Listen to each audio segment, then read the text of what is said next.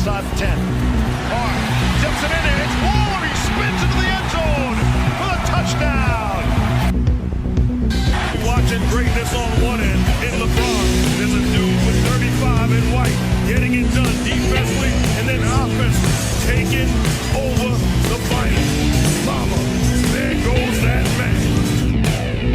They have shared a brilliant championship battle, but the championship can only be won by one, and it's going Dutch in 2021. Max Verstappen, for the first time ever, is champion of the world.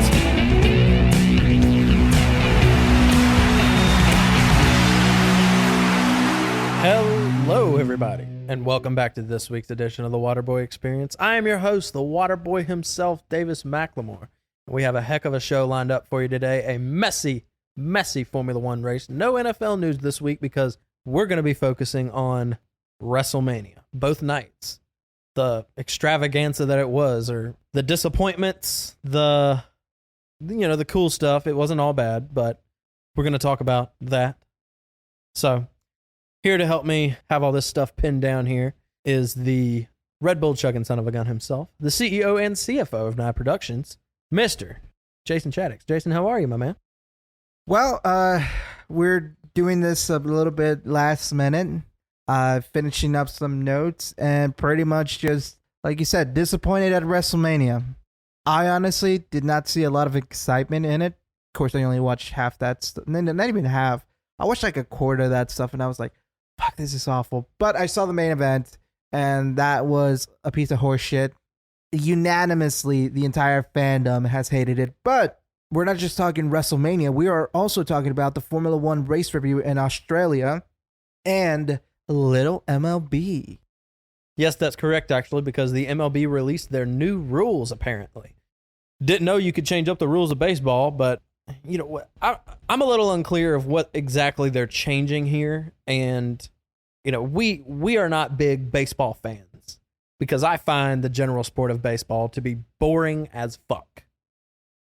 But do you have any idea what these rules are, and if we actually think that it's going to make the game more entertaining? How is this supposed to entice me into watching baseball? Actually, that's a great way of putting that question, because that's the whole point of these new rules, is to entice people to watch baseball, or at least to have fans return to watching it. Because baseball, like wrestling, like NASCAR, has been going downhill for quite a while. A lot of people say it's because they're not on the juice anymore, and they're not doing amazing feats of strength like they used to, which, granted, if everybody was on the juice, I'd definitely watch those games. Not really. I actually would not watch it still. Well, yeah, but I'd watch hockey if everybody was on fucking cocaine. Well, that's different than being on the juice.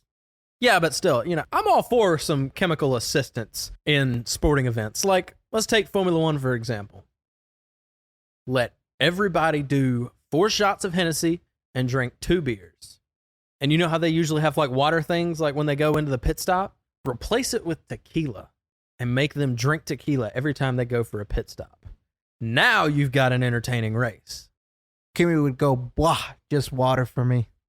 No, he wouldn't. Kimmy would be like, I'm coming back to Formula One. Here we go. Yes, but, fuck, you made me lose my train of thought. No, but yeah, they're supposed to get fans to watch MLB again. So some of the stuff they're doing, for example, is they're adding this thing called a pitch clock. So essentially, there's a time limit to how long you can just stay on the mound without pitching. There's not one of those already? Why the hell do you think it goes on for so long? Well, no, I thought there was like an amount of time that a pitcher could stand on the mound without pitching. Eventually, he's got to throw something. There's not like a shot clock or something? There is now. Why hasn't this been done before? I thought this was already a thing. Nope. Well, geez. So they're implementing that, which during what would you call them? Preseason, spring training. What the fuck do they call it? We'll just call it preseason. So during preseason, they're testing that out, and apparently the batters are getting strikes because essentially, if you go over the time limit, you get a strike, and the batters are getting strikes because oh, I'm going to take my gloves off and I'm going to put them on, or I'm going to put my gloves on because I took them off for some reason. They do that kind of stuff, and they're noticing, oh shit, the clock is running out. Now, another thing they're doing, and this is one of those things that they do like, oh, this is for safety. Not really. So essentially, they're making the bases 6 inches bigger. And they say it's for player safety. I see that look on your face. You're going to make a joke. All right, say it. Not the only thing that can make 6 inches bigger. Yes, yes. Hey, get some women out there on the field, and I guarantee you a lot of things will be 6 inches bigger. But none would go in them. No, none will go in them. Continue on. So they're going to make the bases bigger, and they say, like I said, they say they're doing it because of player safety, which is total bullshit. The reason why they're doing it is because they want more players to steal bases. And I was actually listening to a sports podcast, not the Waterboy Experience, somebody who's more qualified in baseball talk, because you and I don't know shit. But they were talking about that, and they were saying, well, if this leads to more bases being stolen and records being broken, are we going to put an asterisk next to their name because that doesn't count because they have less space to run to? Apparently 6 inches makes a huge fucking difference. For the record, it does. Great personality too. No, but that's what they're saying, and it's divided the fan base a lot. From what I could gather, a lot of the fans who used to watch baseball but don't watch it anymore because it's gotten boring and stuff like that, they're saying, oh, cool, I might watch baseball again. It's shortening the games, and that's the big thing. People are tired of games going on forever and ever. And think about it, there's like 100 million games in one fucking season of baseball per team. There's like, I'll Google the amount of games real quick, but I know that in some cases, they'll play 2 games in one night. Oh my God. No fucking wonder the ratings have been through the fucking floor. No, but they're doing that. And the baseball fans who are still, baseball fans and still watch it, they're complaining about it. They just gave like that reason I just gave about stealing bases. They're saying, well, that's not going to count, and it's going to make the game less interesting. And they're even saying this is appealing just to the casual fans, which I kind of disagree because no casual fan is going to watch baseball because you have to be into baseball in order to watch baseball. So just to give you some numbers here, there are 30 Major League Baseball teams, and since 1998, each team plays 162 games a season. That's 81 games at home and 81 games away. In total, there are 2,430 games in an MLB season. My God. That's fucking ridiculous. That's too much. Is that including playoffs and world games or whatever the fuck they're calling them? Or is that just regular season games? That's just regular season games. Well, fuck. We're not even talking about the World Series, which is best out of 7, and, yeah. Oh my God, now I remember why I don't cover fucking baseball. Yeah, and to be completely honest, this is probably the one time we'll talk about it, and then we'll never talk about it again, unless somebody goes to jail or something. In which case, Davis will tell me, cut that part out. You shouldn't mention that part. That might be a little bit too risque for us. And he's like, but keep the story about the cocaine bear. By the way, Cocaine Bear, watch that movie. Great movie. Did you watch it? Yeah, it's pretty good. I didn't know you went to the movies to see it. Oh, yeah. I mean, it's pretty good. It's like, that should be a sport in itself. Like, just do Cocaine Bear wrestling. Get 2 bears, jack them up on cocaine, and let them just go, like, and I'm sorry, Joe Rogan, I'm going to butcher this, and let them just go at each other like, and just like, that would be fucking baller. Put a red shirt on one, put a blue shirt on the other, and just place bets. Red shirt or blue shirt. Oh, that's gonna sound nice in editing. But anyway, so that's what's going on in baseball. They also have some other news things like deep positions and all that. They also, and this is quite interesting, they have gotten rid of calls. Usually in baseball, the catcher does the calls and commands for the pitcher. Like, they do hand signals and stuff like that. But They actually got rid of it now, and it's illegal. And now pitcher now uses a device in his glove to essentially send electronic signals to the catcher who's got one of those things, and he's like, okay, it's gonna be this, it's gonna be that, da da da da da da da da. Apparently, it's something they've used in the minor leagues. So why does that make a difference? Because I know they have the hand signals. Is it because they don't want people reading the hand signals? I do believe so. Because I was about to say, like, cut off communication from the mound. Like, just let him throw whatever pitch he's throwing. I feel like, and that might not be as entertaining, but I don't know. Whatever gets them the fuck out of that base and strikes them out, it finishes the game quicker. That's what I'm saying. But anyway, that was our little MLB thing.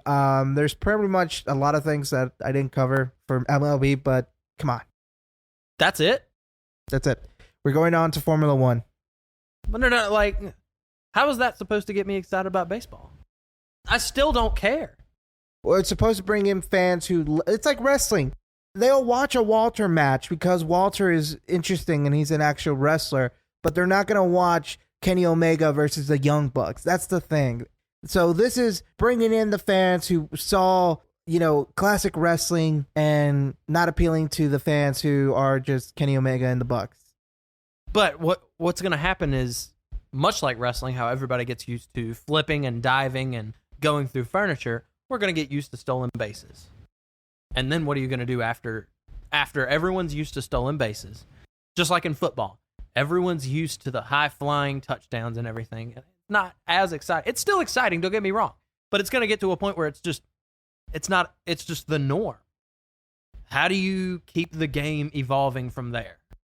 I'm not sure. I think the biggest thing that is plaguing baseball, and the podcast that I was listening to, we're talking about this, is all these big teams like the Houston Astros, the Atlanta Braves. Cheaters. Houston Astros are cheaters. You don't even like baseball. No, I don't.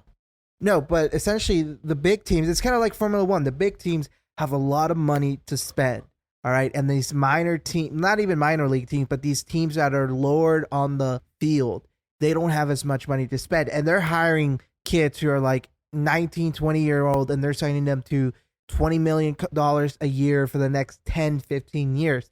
And that's one of the big things. You're having this unrealistic money spending problem and signing up these new players, because it's like in football. For example, the Raiders just hired Jimmy G, and he's getting about $34 million guaranteed. What happens if in the first game he takes one bad hit and they say he will never play another game of football in their lives? And the Raiders just lost $34 million guaranteed. Is that a viable thing to do for all the teams, to lose money consistently on all these players, and you're spending so much money that if the players doesn't turn out, they just lost all that money? What do you think? I see what you're saying, and you raise a good point. But anyway, we are going to move on to Formula One. Now, here's an interesting stat. Over 444,631 people attended the Melbourne, Australia Grand Prix throughout the weekend. That is a record for the racetrack, which I thought was pretty cool little statistic. But anyway, we're going to go about this really quickly. So throughout free practice, the drivers were struggling with keeping their cars on track. Many were locking up or understeering, forcing them to hit the gravel or the grass. Sergio Perez was one of the big ones doing that in practice. And then later on, during his first flying lap in qualifying, Checo locked up while braking into turn 3 and beached the car into the gravel and forced a red flag. Without any previous time set, Checo was forced to start P20, and he changed some engine components, as did Valtteri Bottas, so they both started from the pit lane. Now, and we'll talk about this in a minute, a similar situation happened with Max when he was in P1. The car locking up, the front of the car locking up when steering. Does that look like it's going to be a problem that's going to plague Red Bull, or... No, I do not think so. The problem seems to be the track, because everybody was locking up. Lando was locking up. Sergio. Logan Sargent was locking up. The Ferrari. Everybody was having a horrible time at the track. So, no, I think it was just a track specific. And hopefully we won't see this again. Although it did add for good racing. But anyway, so they both start at the pit lane and everybody lines up on the grid. Here's where it gets interesting. So at the beginning of the race, usually I go, it's lights out and Max Verstappen takes the lead and he goes and rides to the sunset. Not this time. Max Verstappen doesn't get off to a great start, and immediately the cars of Lewis Hamilton, Fernando Alonso, and Carlos Sainz are right behind Max Verstappen, and he's got to deal with George Russell in second place. So he tries to cover Russell off. Then he sees that he left an opening for Hamilton, and Hamilton will take any opening when it comes to Max. So he covers Hamilton and Sainz.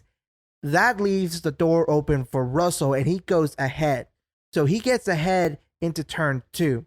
Then Max is, I'm figuring, panicking, and then they're going down the straight into turn 3. And again, Max tries to position the car in order to block off Sainz, but Hamilton goes through the inside and gets into second place with Max in third. And then what happens after that is Charles Leclerc is behind Carlos Sainz, and he's right next to Lance Stroll. Lance Stroll is right next to Fernando Alonso. Lance Stroll gets sandwiched in, and Charles Leclerc turns in on Lance Stroll, and he ends up spinning the car out into the gravel. Lance catches his car, manages to keep it on the track, but Charles goes into the gravel pit. He's stuck. He can't get the car out. They red flag the race, and then we have to wait for the restart. So they do the restart. They race, boom, boom, boom. Same thing. George Russell stays in the lead, and they race like that for a while. Then what happens is, essentially, they tell George, hey, George, we need you to pit. So George pits. So essentially, he's going for an undercut. He's going to get onto the hard tires quicker than Max. So when Max pits, George Russell's already going to be in first, and Max can't catch up. What happened is, right after that, Alex Albon hits the wall into turn 6 and 7 and causes another red flag to come out. Nico Hulkenberg almost hits Alex Albon, but essentially what happens is George Russell's pit stop is nullified. He lost places, and now everybody gets a free tire change, and they don't have to pit. So George is like, what the fuck? And he understands. When they asked him about it, he's like, look, I understand. It wasn't the team's fault. Nobody could have predicted that. So the race restarts again, and they race around for a while. Hamilton at this point was in first place, but at lap 12, Max Verstappen overtook him. And then around lap 17, I do believe George Russell is still trying to crawl his way up the grid, and then his engine catches on fire, and boom, he's out. So this one's just a safety car. I think it was a safety car, a virtual safety car. They get back to racing, and for the rest of the race, it's pretty normal until lap 50. So what happens there, going into turn 2, Kevin Magnussen hits the barricade. The tire pops off from the right side of the car. So he loses his tire, crashes out, and they're like, okay, safety car. And, the driver's like, okay, it's just a safety car. And then they're like, red flag. And they're like, what the fuck? What do you mean red flag? And a lot of people were saying this because, yes, there is a red flag when the car, you can't take it, you have to get the crane out and the car is dangling in the air. And we had an issue a few years ago where one of the drivers was driving too fast and he hit the crane and ended up dying, essentially. So there's a precedent for this. But during this specific event, there was just debris on the track because Kevin Magnussen managed to take the car to a opening where they could just push the car in. But they're like, no, red flag. So everybody's kind of pissed. And they restart the race, and it's another standing start. So that means they start like at the beginning of the race. So they race again, and then it's just one bumblefuck after another. Carlos Sainz tags Fernando Alonso. Fernando Alonso spins out. At this point, Checo Perez is next to Pierre Gasly. They both lock up into turn 1, and they both have to go through the gravel track. Pierre rejoins the track too quickly, and he doesn't see his teammate Esteban Ocon, and he just smashes Esteban into the barricade, and there's another red flag. This is on lap 57, by the way. 57 out of 58. So the race restarts once again, and it's basically just a glorified restart at this point. I don't understand why, they had to restart it, but normally Fernando Alonso would be all the way in the back because he spun out and he was at the back when the red flag came out. But there's a precedent to incidents happening within the first or two corners, and they're like, okay, so everybody get back into position where you were before the incident happened. So Fernando was in P3, and he kept P3, and in the end, Max Verstappen won, followed by Lewis Hamilton, and then Fernando Alonso, which, hey, congrats, Fernando, 3 podiums in a row. That's something. But yes, that was the Australian Grand Prix race review. Well, me talking about it. Let me get your thoughts on it. What did you think? Because you saw the highlights with me. Yeah, I saw the highlights. It was, I mean, the only way I could put it was just, literally a clusterfuck. Nobody had good luck on this track. Absolutely, like, nobody had a perfect race. Am I correct in saying that? Not even Max. No, everybody was, there were some kind of struggles going on. I will say, Nico Hülkenberg, he had an amazing race because I think he got P6 or 7, but he got 6 points, and he's ahead of Charles Leclerc in the driver's standings. That's sad. That's absolutely sad. I said this before we went on the air. I'm convinced that Gunther Steiner, Gene Haas, swapped the cars before the race. So that's what I'm thinking. Well, I think you're wrong because it's Ferrari. That's true. Ferrari does Ferrari things, we always say, and, Ferraris and fuck-ups. So I'm starting to lose faith in Charles Leclerc, but you got to give it to Nico Hülkenberg. No, you got to say it like the hometown boy, Daniel Ricciardo. Nico Hülkenberg. Oh, man, I feel like I was about to throw up saying that. But no, and I also want to give a shout out to McLaren. McLaren didn't do great. They didn't do as bad. No, you're wrong right there. They did amazing because they got into the points 5th and 6th for both. The first points of the season for McLaren. So there you go. And Lando Norris pulled some pretty cool moves on there. Can't forget Oscar. Oscar's been doing really great. Oscar is their number 2 guy, but I'm faithful in Lando Norris. That's a good kid. He's going somewhere. Well, I'm not saying he's better than Lando, but I think they got a really strong pairing. It's kind of like their Sergio and Max. Max is better than Sergio, but Sergio has got his great qualities. I mean, the man won a race last 2 weeks. They're better at different things, is what it is. And, once again, I want to know how close the World Championship race is right now because I want to see where Fernando is.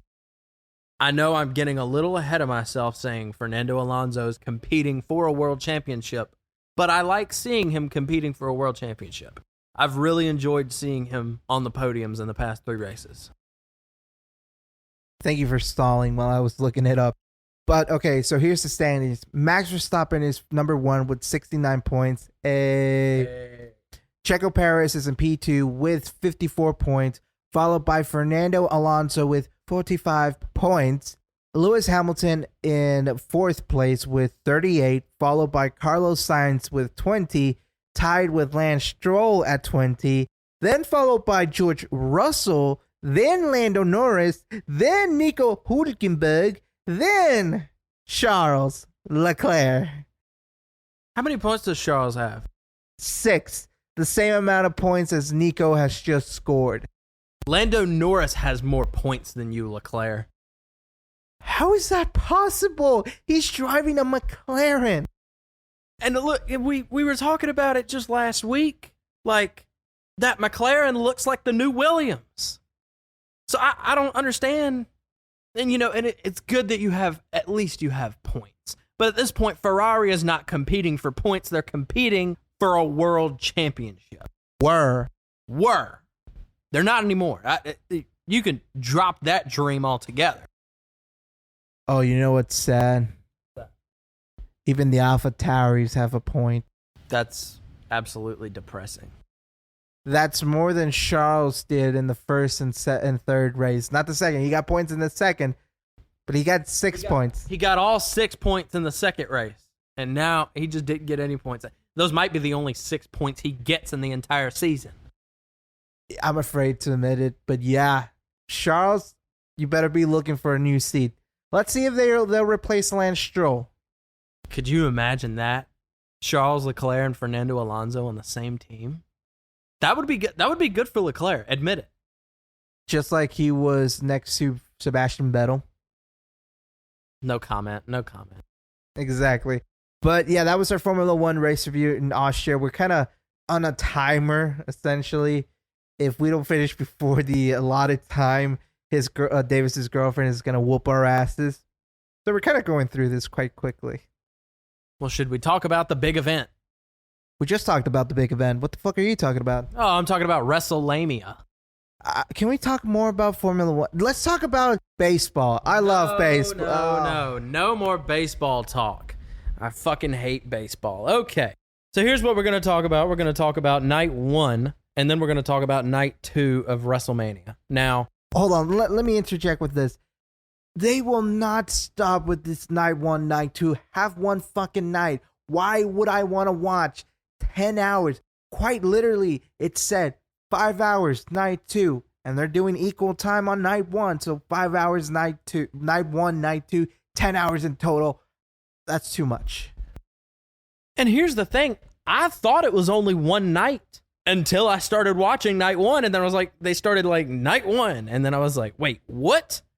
And I was all in. I was like, all right, Roman and Cody tonight. No, it's tomorrow night. Oh, you're fucking kidding me. But looking at this card, there are people on there that do not deserve to be there. Let's look at the showcase matches mainly. The showcase matches are basically WWE's way of including people just to get them a WrestleMania payoff. Actually, you're wrong there. They used to get a really good WrestleMania payoff. Chris Jericho said they were in WrestleMania 18 and he won the World Heavyweight Champion, the Unified World Heavyweight Championship. He said he got a 6, almost 7-figure bonus in his check. And then with the new streaming services, they get silch.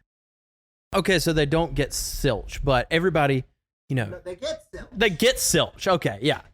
But everybody has to be included in WrestleMania. It's all about inclusion. You know what I'm saying? You don't know what I'm saying. Okay. So I didn't watch night 1. I am smart enough not to watch it. yeah, and I'm not going to put down night 1. Night 1 had some pretty good matches. First, we're going to talk about the first match that started WrestleMania, Austin Theory and John Cena. I'm going to keep it straight and simple to the point. I hope John Cena does not continue to wrestle for much longer. If he is, I hope he gets a tan and he shaves his head. But at this rate, it was almost sad. He doesn't have it anymore. And it's okay. It's okay that he doesn't have it anymore. He's been acting. I get it. I don't expect him to come out and be, prime John Cena. But fucking hell, Austin Theory, he is good. I don't care what anybody says about this match. Cena was the worst part of this match. Theory showed out, and I enjoyed it. So, hats off to Austin Theory for beating John Cena. What's left of him at least. So, yeah, Austin Theory defeated John Cena for the United States Championship to retain it. And it's interesting to see where Austin Theory will go from here. If you notice, the last few times Cena has had a match, they really haven't been focusing on the match. Instead, they've been focusing on stuff like Cena's bald spot. Now it's going to be Cena's physique. Well, he still had he wasn't out of shape. He had a great physique, but he lost weight because he doesn't need to carry that much weight. And would you say his cardio wasn't that great? Yeah, his cardio wasn't great. And, he's still in good shape, but like I said, all he needed was a good tan. And he would have looked 95% better. That's it. Because you look at Austin Theory, he's big, he's jacked up, he's tan, he's fucking ripped. That's a star. It didn't look like the same John Cena. It looked like we're watching, you look at prime Ric Flair compared to old man Ric Flair. This is the trend that it look. I'm not saying Flair, in his old age looks as bad as John Cena does, but it looks like the trend that we're starting to go down, and I don't like it. Well, to be fair, a lot of people saw Flair in his later years in the WWE. What you're referring to is 70-year-old Ric Flair 70-something-year-old Ric Flair having a match a few months ago that 80. He's 80? He's 80. Jesus Christ almighty. But yes, Ric Flair had a match a few months ago and he pretended to have a heart attack. And if you're a fan of Ric Flair, or if you're a fan of wrestling, or if you're just a fan of life in general, you watch that match, it's just so sad. And Cena is kind of going that route. And look, he's going to Hollywood. He doesn't need wrestling. Wrestling needs him, and he still has a soft spot for it. But honestly, John, hang up the boots. Let this be your last match, because if you keep on going, unless you're willing to dedicate yourself to a wrestling regiment, just, brother, go out. Just go out on a high. If he has another match, I would love to see him get in better shape for that match. So now we're going to move on to the Showcase Tag Team match. To be completely honest, I couldn't tell you the rules of this match. Everybody was tagging everybody. It looked like people on different teams were tagging other people, if you know what I'm saying. It was a mess.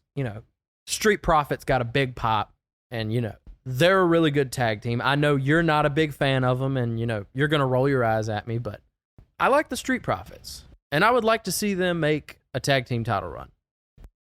I didn't watch night one, and all I got to say to that is they're still hired? Fuck. You should have seen the reaction that they got when their music hit. They're over right now. So sure. As over as a WWE tag team can be, unless you're Kevin Owens and Sami Zayn, which I'll get to that match in a minute. So the next match I'm going to talk about, whether it was next or not, I can't remember, was Logan Paul versus Seth Rollins. Now, every time I see Logan Paul, he gets better in the ring. And say what you will about him. I know there's a lot of people like, oh, he's a YouTuber. We don't need him around here. A YouTuber we don't need around here was the guy that showed up in the Prime bottle, which is KSI. I have no problem with KSI. But did we really need KSI in this match? Not really. It was just, the YouTube fans try to get him, influenced or inclusive, because remember, this is all about inclusivity. That's a new word I just invented. No, this was a pretty good match. I'm glad Seth Rollins won. It looks like they're building Seth Rollins up for a pretty big little push here. I don't know how many big pushes he's going to get in his career, but it was what it was. And Logan Paul looked great. Seth Rollins looked great. He looks better than he has in a while. Maybe they're going to put Seth Rollins in that Intercontinental picture again. I don't know, but we'll see. Next up was a girls tag team match. I didn't watch it. It's not that I don't like women's wrestling. It's that there are just a select few women on the card that I'm interested in. Not romantically, but it would be the same thing if you put on the Viking Raiders in the New Day. I wouldn't care. For people who aren't fans of wrestling, essentially what he's saying is he doesn't want to watch the Carolina Panthers versus the Arizona Cardinals. He wants to see the Rams versus the Chiefs. He doesn't like the Chiefs. Well, you know what I'm saying. It's because you're going to sound sexist because you're not knowing how to speak properly, even though I just did not speak proper grammar. Essentially, you just don't like watching matches that aren't interesting. And let's be fair, their match isn't interesting. There's also guys' matches that isn't interesting. Brock Lesnar versus Omos. That's a match that I did not fucking watch. I was like, fuck this shit. Well, we're going to move on. We're going to go to Rey Mysterio versus Dominic Mysterio. That match was okay. It was a feel-good match. Rey's getting inducted into the Hall of Fame. We had to give him that match, that big win, just to let it feel good. The one thing I'm butthurt about is Chavo Guerrero. So Snoop Dogg drove Rey Mysterio to the ring in the lowrider, right? Which was cool. It's a cool moment. And they played the Eddie Guerrero theme song. Really cool. Chavo was there.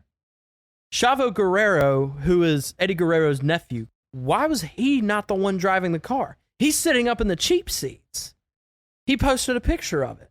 And I'm not saying you had to pay him anything to do it. He probably would have done it for free. It's just, hey, get in this car and drive Rey to the ring. You guys are friends. It's for Eddie.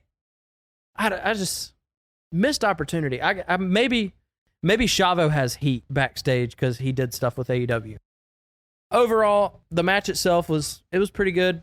I enjoyed it. Like I said, it was a feel-good match, and Rey ended up winning. Bing, bang, boom. So the next match, and like I said earlier about the women's tag team match, this is a match that I wanted to watch. This is Rhea Ripley versus Charlotte Flair. Two of the biggest, I won't even say female stars, two of the biggest stars in the company right now. Charlotte is the best female worker. I shouldn't even say female worker. She works better than half of the guys there. She's great. And I know a lot of people, they don't like her because they think she's been overpushed. And you know what? She has a little bit. But you have to admit, Charlotte is a spitting image of her dad.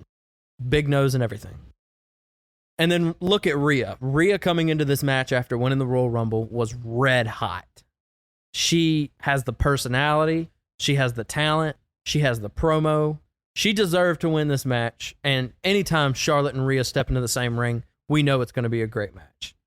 And it delivered. It was hard-hitting. It was everything it should have been. If anything, I think it was better than the previous times that they fought. So Rhea ended up winning the SmackDown Women's title, and that was that.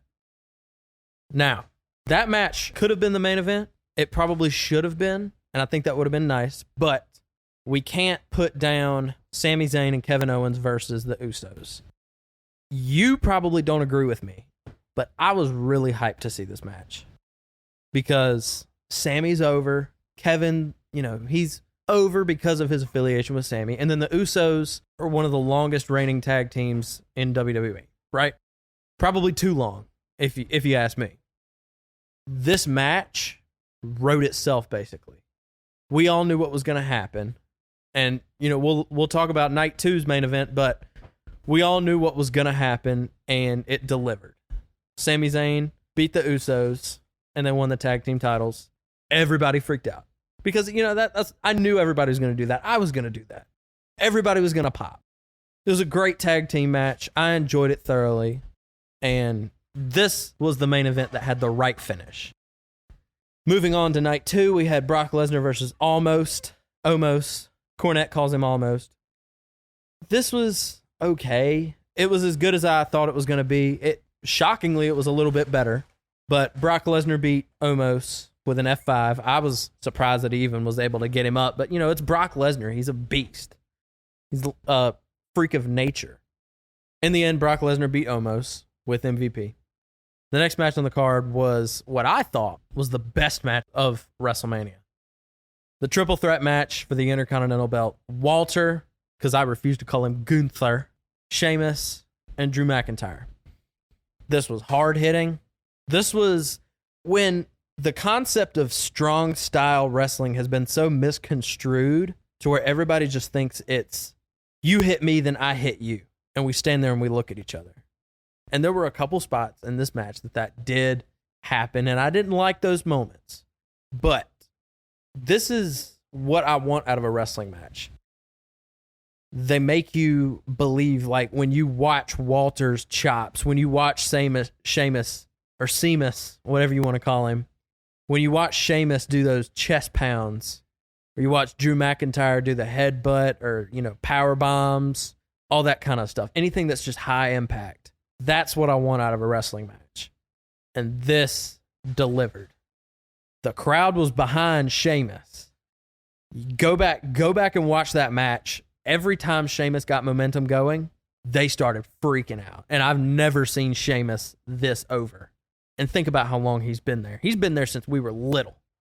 So, overall, I thought Sheamus could have won here, but I understand Walter, his title reign needs to be a little bit longer. And obviously, the only reason why I thought Walter was going to lose was because I thought they were going to set up for what obviously should have happened, Cody versus Walter for the world title. But that didn't happen. Walter wins. So it's at this point that I started watching WrestleMania. I didn't want to watch Almost. I didn't want to watch Night 1, but I wanted to watch Walter. And I've got to say, I disagree with you on this being the best match of WrestleMania because this was not a great match. Triple threats are never great. There's always somebody on the outside. Hold on. You said you had your turn. Now you shut the fuck up. This was the best triple threat match I've seen in a while. Probably ever. It worked. I'll give you the same answer I give you when people say Raw is good now. Just because the shit don't stink that much doesn't take away from the fact that it's shit. It wasn't a great match. I didn't think it was. I thought Walter was good. Sheamus did get a big pop, but in the end, I think Walter should have won, and he did win because he's right now becoming one of the longest reigning Intercontinental Champion, and he held the longest reign before they took it off him and gave it to Roman. But Walter is a champ. He looks great. I really don't think that two guys who have been in WWE for God knows how long and are just boring as watching paint dry. I didn't think it was worth watching those two wrestle. And quite frankly, I would have loved seeing Walter against either one of them one-on-one, but not in a triple threat match. I thought it was boring. And yeah, that's pretty much it. It's not a great match. I don't think it was that great. Everyone was tired of McIntyre, and that's becoming a problem. And he's kind of over. He'll get pops like, "Hey, it's McIntyre. Who cares?" But Sheamus, oh, they fucking love Sheamus. I don't know what he did. He's had a resurgence as of late. And I remember back when people could give a rat's ass about Sheamus, like nobody cared. But now he's over, and I think it's only a matter of time before they finally put the IC belt on him. So. Well, hopefully they don't take it off Walter, but that's probably going to do. He's going to win it at Backlash. And the important thing is now, and I want you to recognize this, it's an ugly-looking belt, but it means something now. Admit it. The person means something. The belt still does not mean jack shit. But let's move on from that match, and let's talk about what a lot of people call probably the best match wrestling-wise, which kind of disagree again. Bianca Belair versus Asuka, or I know you're going to call her Oscar. I'm going to give my thoughts first. I thought it was a pretty decent match. Quite frankly, Asuka carried Bianca Belair. Bianca's a great athlete. She's strong as a bull. But wrestling-wise, she still has a long way to go, which nothing against Bianca. She is still very young and hasn't been in WWE that long. Asuka has been around for much longer, and she's wrestled in multiple companies here in the United States and in Japan, so she's a veteran. But overall, it wasn't too bad of a match. I thought it was okay, and yeah, Asuka is the one who should have won, but Bianca won instead. No, I don't think Asuka should have won this. Bianca right now is WWE's version of Jade Cargill. And she's a better version of Jade Cargill. No, she's not a better version of Jade Cargill. Jade Cargill is a bad version of Bianca Belair. Let's get that straight. Yes. Okay. Yeah. A bad version of Bianca Belair. But I think Bianca should have won this match. But right now, it's hard to make me believe. I believe that the SmackDown Women's title means something. I don't think that the Raw Women's title means nearly as much as the SmackDown Women's title means. And this is the perfect opportunity, just like the men's belt, merge the two together, unify them, have one women's world champion. That's what you got to do. Because right now, it's inevitable. One title will always mean more than the other. It's just about whoever's holding that title. Obviously, the SmackDown Women's title means much more now because of the match that they had the night before, which I think was probably, I'm firmly believing that the triple threat match was the best wrestling match. You're not going to change my mind about that. Followed by Roman Reigns versus Cody Rhodes, followed by Rhea versus Charlotte. It's very close. Yeah, Bianca won. I don't see anything wrong with it. Asuka's great, but I don't know. She hasn't been back for that long, but I feel like maybe it's because the last time I really watched her was back when you saw her every night consistently and you just got tired of the screaming and just she's much better now. I like this gimmick, but I'm getting tired of it again, I think you were tired of Asuka because she was having that very 1950s stereotypical Japanese sort of monster, screaming everywhere and all that, which I don't know, understand how people didn't see that a little bit racist because it's like, oh, come on. She probably, and most likely, she didn't want to do that, and they told her, just do that. Vince says that's a good gimmick. Yeah, that's good shit, pal. But this gimmick, I think it's good. It's something that she's used in the past, and I'm glad she's finally able to bring it into WWE. I still think her run in NXT was the best run she's had so far. Absolutely. That was prime Asuka. Exactly. But overall, like I said, it was a pretty good match. Not bad. But let's move on to a disappointing match. I thought it was really disappointing. Finn Balor versus Edge. Davis, please give us your review on this one, because I've lost faith in Finn. Finn used to be my favorite wrestler. I have given up on Finn Balor. He can fucking jump in a pool of sharks for all I care. You know, you said this was a disappointing match. I believe this is the most disappointing WrestleMania match. Edge doesn't have to kill the demon. The demon is already dead. He's done. And there was a reason why Balor hasn't used him in so long, is because they used him way too many times back before Finn came back to the, in his first run on the main roster, right? Way too many times. Edge is one of the greatest of all time. Don't you think? You could not convince me based on this performance. Might I just say that watching Edge right now is very much similar to watching Cena. Not to that extent, but it's very similar because, and I was watching it with my mom, and she remembered seeing Edge when he was younger, and he looks older. And that haircut, man, when he got sweaty, that haircut did not do him any fucking favors. So Edge, I love Edge. I think he's a great wrestler. He's definitely not one of the greatest of all time, because unfortunately his run was cut short due to his neck injury. Our generation. Of our generation, yeah, I do agree. He is one of the best ones, but he just could not pull it off. And you're right, they kind of killed the demon gimmick and the whole slow-mo purple smoke, and I was just cringing the entire time, and I'm like, bro, what? Like, Finn used to be fucking amazing. Seth Rollins injured him at SummerSlam in 2016, 7 years ago, by the way. Last time he got a major push, 7 years ago, he got hurt because Seth Rollins did that stupid powerbomb that he retired a wrestler because of it. Granted, he did go back and wrestle in AEW, but, Never been the same. Never been the same, but it was just awful. It was one of those matches where it sounds great on paper, but in execution, it absolutely sucks. And, you forgot to mention this, or you haven't gotten to it, but Finn Balor got a really nasty cut on his head, and he was bleeding, and possibly a concussion, some people are saying. Not 100% sure, but, ugh. Well, and no, I'm not entirely mad about the juice. This match, if anything was going to happen in this match, it needed juice. But I'm still confused. This whole rivalry has been between Edge and the Judgment Day. So basically, Edge created the Judgment Day, and then he got kicked out. And Finn took control. Or so we've been led to believe. Really, it's been shown that Rhea is the actual leader of the Judgment Day with Damian. There's no real clear leader, but I'm convinced that Rhea is the leader. This isn't an Edge versus Finn Balor rivalry.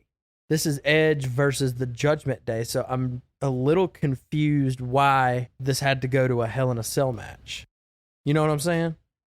I would have much preferred, and I know he's in AEW, so, it wouldn't have happened, but I would have much preferred Edge and Christian versus Damian Priest and Finn Balor. Tell me that wouldn't have been great. That would have been better. Better than this. Maybe not a great match, because, we're dealing with two guys that are way, way past their prime. They've been wrestling for ever since we were little. But I would have much preferred to see that match than this match, because it didn't really make sense. Why are you getting the demon out to fight Edge? There's heat, but there's no personal rivalry between you and Edge. So why do you have to get the demon out for this? 2, why does it have to be in Hell in a Cell? In the past, when we've seen Hell in a Cell matches at WrestleMania, I'm not talking about Shane McMahon versus The Undertaker, because that was just so Shane McMahon could take a bump. We skipped that. We skipped Shane McMahon, and we'll go back to that. And Pat McAfee, because I love Pat McAfee. Think about Triple H versus Brock Lesnar. No, that wasn't a Hell in a Cell match, was it? Oh, no. Triple H versus The Undertaker in Hell in a Cell. WrestleMania 29. That had story behind it. This match didn't really have a story behind it, quite like Triple H versus The Undertaker had. So, I don't know. That's my one thing. I wasn't really hyped about this as a Hell in a Cell match. I just feel like they wanted to have a Hell in a Cell match because we always, you know how modern wrestling is, we have to have a match with furniture. And we hadn't had a match with furniture this whole match. I thought the triple threat match was going to break down into everybody going through tables and getting a ladder out for no reason. You're in a cell. Why do you need a ladder?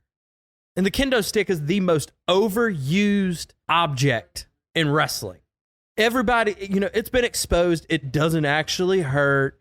It doesn't do anything. So why are we still using it? Why are there these combat sticks? Dan the Beast Severn is not in WWE anymore. Why do we still need weapons under the ring?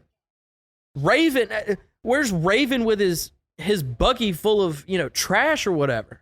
He's nowhere around. Why do we need weapons under the ring, like a toolbox? I can understand why a toolbox may be under the ring, but kendo sticks, the ladders, I don't get that. This was the one thing, and I'll talk about Paul Heyman in a second, who is absolute gold here.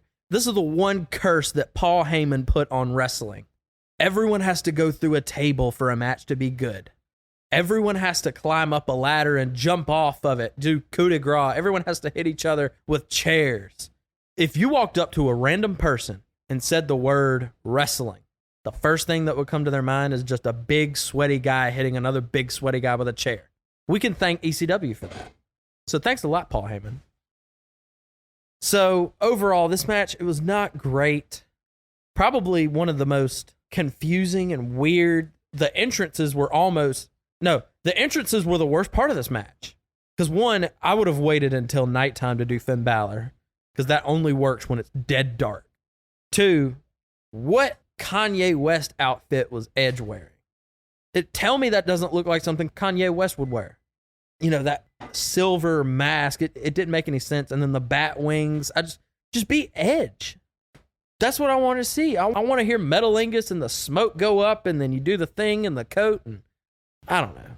I don't know why he's having to change his whole gimmick all of a sudden just because he wants to do this match against the Demon. It doesn't make any sense. I get it. He has to go to a darker place. Or like Corey Graves said, in order to defeat a demon, you must become one. Like I said, the Demon's already dead. If he was 6 feet under, this put him 12 feet under. This was just pissing on his grave at this point. Overall, probably one of the worst Hell in a Cell matches I've ever seen. One of the most disappointing matches, too. Have a regular match with these guys. It would have been better. I want your thoughts. I already gave my thoughts, but something I want to add on is you said, you don't need furniture. And like, I agree, you don't need furniture. But at the same time, I've seen Hell in a Cell matches with furniture and they work. Triple H versus Batista at, I believe, Backlash or No Mercy or No Vengeance, something like that. In 2006, they had an amazing match. They had a match at first, and then it evolved into, furniture, but it all made sense because they really hated each other. They just wanted this match to essentially, this is what we need. WrestleMania needs something big, something Let's do the Demon versus Edge at Hell in a Cell. Why? It makes no sense. It's a show that needs a match, not a match that needs the show. If the saying goes like that. But yeah, overall, like I said, it was pitiful. It wasn't great. Finn really disappointed. Edge, disappointed as well. Nothing made sense. You forgot to mention the kendo sticks that for some reason colored like pixie sticks. Why are kendo sticks red and purple all of a sudden? Why are the chairs red? That really didn't make any sense to me. So we're going to take a quick side note here. We actually forgot to talk about the impromptu matches that Snoop Dogg created in order to make The Miz mad or embarrass him or whatever. The first match was Pat McAfee. Look, I'll take any chance I can to see Pat McAfee get in a ring. I love that dude. So the first match was Pat McAfee versus The Miz. Pat McAfee won, as he should. Second match did not go according to plan, if I could say that. Shane McMahon came back, and it was short-lived. Shane McMahon did some punches. He's doing his thing with the feet kicking and everything. Everybody's, not everybody was excited. Honestly, he didn't get as big of a pop as I thought he was going to get. But he dropped, Miz is running, he drops down, Miz bounces off the ropes. He goes to do the leapfrog, and he comes down on his leg wrong. And he just crumbles. And he tries to get back up, and then he just crumbles again. And that's when I knew something was up. I was like, oh no. Just like his father, except it wasn't both of them. He tore his quad. What can you do in that situation? Like, you're just like, I don't know. But hats off to Snoop for just picking that spot up. And Snoop was like, hey, you hurt my boy? What's wrong with you? And then Snoop started beating up on Miz, hit him with the people's elbow. It was a terrible elbow drop. Absolutely terrible. But I loved it. So, you know, I get it. Snoop's not a worker. But anyway, that was really it. It was just the spot to have, you know, the Miz look like the Miz. What the fuck were they doing? Shane, you're too old for doing that, especially if you've never been an athlete in your life. You're a rich kid's son, all right? But it was embarrassing for Shane. He tore his quad. He's never going to live it down. The fans are going to make sure he never lives it down. But, yeah, just pretty awful, pretty sad. Let's move on to the main event, right? All right, I'm going to preface it because you're going to go long. So I'm going to get my shit in. Cody Rhodes versus Roman Reigns. Leading up to this point, there's been this huge thing where Roman Reigns has built this thing called the Bloodline, where he's gotten all his cousins who are Samoan and who are wrestlers, and he's created this dynasty. They had the tag team championship, which they lost the previous night, and now Roman was going to fight Cody Rhodes at WrestleMania at the main event for the biggest prizes of them all, the Unified World Heavyweight Championship. And leading up to this story, it looked like Cody Rhodes has got to win. Cody Rhodes has been wanting this all his life. Cody Rhodes made promos about them taking away the belt from his daddy at the Garden, as he likes to put it. And throughout the entire match, we're like, this is it. Roman's going down. He's held that belt for almost 1,000 days since the start of the pandemic. I think a little bit before that. So people are excited to see this match, and they think they know how it's going to go. We all thought we did. But it doesn't go that way. And halfway through the match, I'm watching it, and I'm like, oh, no, I know where this is going. They're not. Oh, fuck. They Lex Lugered him. If you don't know what Lex Lugered is, so there was this wrestler in the 1990s called Lex Luger. He was in WWF, and in 1993 and 1992, he had this big feud with this guy named Yokozuna, who is a cousin of Roman Reigns. Conveniently. But he was supposed to win the title at SummerSlam, and Vince McMahon goes, no, pal, he's going to win it at WrestleMania, the grandest of stage. So what happens is he loses to Yokozuna, and they drop streamers, balloons, and they make it out to look like Rocky 2 when he finally beats Apollo. But instead, he loses, and yet they celebrate, and by WrestleMania, he's deader than my sex life. He didn't lose. He actually won by countout, which, of course, in wrestling, you can't win the belt off a countout. He might as well lose. Might as well, yeah. That's just as good as a loss. Yes, so that happens to Lex Luger, and, you know, the entire time we're going and we're thinking, there's no way, there's no fucking way they'll do this to Cody. They have to do the right thing, because as anybody knows, in a story, you know, a book, a video game, whatever, at the end, you know, the bad guy must lose and the good guy must win.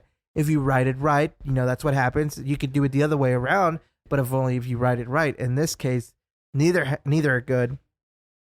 But anyway, that's the synopsis of this. Davis, can you tell us what happened? Give us the breakdown. What happened to Cody and the belt and his daddy at the Garden? Look, don't get it confused. This was a really, really good match. I enjoyed it. This was probably the only Roman Reigns match I've enjoyed because it was actually competitive. At one point, Roman rolled out of the ring, and it's to a point where Roman's like, what the heck? And Paul Heyman, gotta love Paul Heyman. He goes, these people are here because of you. You're not here because of him. He's here because of you. These people would have paid to see you fight anybody. He just happens to be the one. Now go and smash him. And he's like getting frustrated at him. And then he apologizes. He goes, my tribal chief, if you will, please. It's fucking great. So the match continues on. It's competitive. It's back and forth. It's doing its thing. I'm getting hyped for it. And then at the end of the match, Cody Rhodes goes for the crossroads. Boom, hits him one time. Rolls back through. Boom, hits him with another one. Rolls back through. And then Solo Sikoa hits him with the Samoan, what's it called? Samoan Thorn? The Samoan Spike. That's what it is. Yeah. Which is a bullshit move. It is. It's a very bullshit move. And then boom, knocks him out cold. Roman pins him 1, 2, 3. Roman wins. Boom. Everybody's just like, oh, come on. I was shocked. I was like, thanks for coming, Cody. That's it. So actually, just now, I just looked down at my phone. The Raw after Mania is going on, and they just announced that it's going to be Solo and Roman versus Lesnar and Cody, which is a pretty cool match. I'll give it. But no, we all know what should have happened. Cody should have won, and that's it. So overall, the night WrestleMania ended on a pretty low note. So that's it? All that build up for just a whimper? Well, at least you're true to the show. True to the show. That's what I gotta be. So do you want to end this on a low note? Let's just get out of here. Before we do, I do have to give the attendance numbers as given by the WWE, which, take it with a grain of salt, are probably bullshit numbers. So night 1 of WrestleMania was about 80,000 people, with night 2 being 81,000 people attending, for a total of 160 something odd people attending with both weekends. Not like Formula One, that's 444,000 people attending throughout a 3-day weekend. But you're telling me 1,000 people decided not to show up for night 1 and only showed up for night 2? Yep. Okay, that makes sense. I guess Cheap seats. Cheap seats, yeah. We're right next to Chavo, apparently. Overall, that was the WrestleMania 38, 39. They don't even number them. 39. Yeah, 39. They don't even number them anymore. But it was underwhelming, as WrestleMania has been the last few years. It's more of a gimmick than anything else. It's like kind of like going to watch it's like going to watch Alabama win every year, or the Patriots. It's like it's any Roman Reigns match I've watched in the past 3 years. He's so lazy. He does the same moves over and over again. Cody carried him throughout the entire match. I will say, when Roman Reigns went for his Superman punch and Cody reversed it, I was like, oh shit, that was fucking cool. That's like the only pop of the night for me. Everything else, I was like, no, oh no, I know where this is going. Especially when Solo was taken out from ringside, I was like, oh, he's coming back and he's fucking up the ending. And I'm like, at least make it so that he turns on Roman. Make it so he turns on Roman. And nope. They went and they fucked it up. I would have loved if they would have ended it when Sammy and Kevin came in and Sammy haluva kicked Roman Reigns, and then Cody crawls over to him and pins him 1, 2, 3. That would have been great. I thought that should have been the finish. I did too. That's when you should have gone home right there. That had, and I'm not going to compare Cody to Mankind, but that had Mankind vibes to it, if you remember when Mankind won the world title. But yeah, that was WrestleMania. Overall, it was a whimper. Just like this podcast. It's a whimper, and hopefully we don't have to talk about wrestling until next year's WrestleMania. Which, by the way, this was his idea, not my idea. I did not want to talk about WrestleMania, but he was too lazy to look up news about different sports or learn MLB. So blame him for this long wrestling review. The race was so interesting, yet we went longer on WrestleMania, and I didn't even watch most of the show. Also, WWE got purchased by the same parent company as UFC. It's still, it's called Endeavor, and apparently they're going to be merging into one parent company between WWE and UFC. We're waiting on more details to come out about that, but as of right now, we're going to be talking about that next week. I do have some details. Apparently, they bought 51% stake in WWE, which gives them a majority ownership. I'm pretty sure the other 49% is for everybody else who wants to buy a stock in the company. Vince McMahon, and Brian Last called this. Vince McMahon made a deal where he can stay as the chairman of the company. He's getting paid like $1.something million a year for the next 2 years, which he was outed from the chairman. But you told me they sold it for around $9.3 billion, give or take. Yeah, right about there. And going back to what you were saying about them merging with the UFC, they're essentially going to merge WWE and UFC under one company.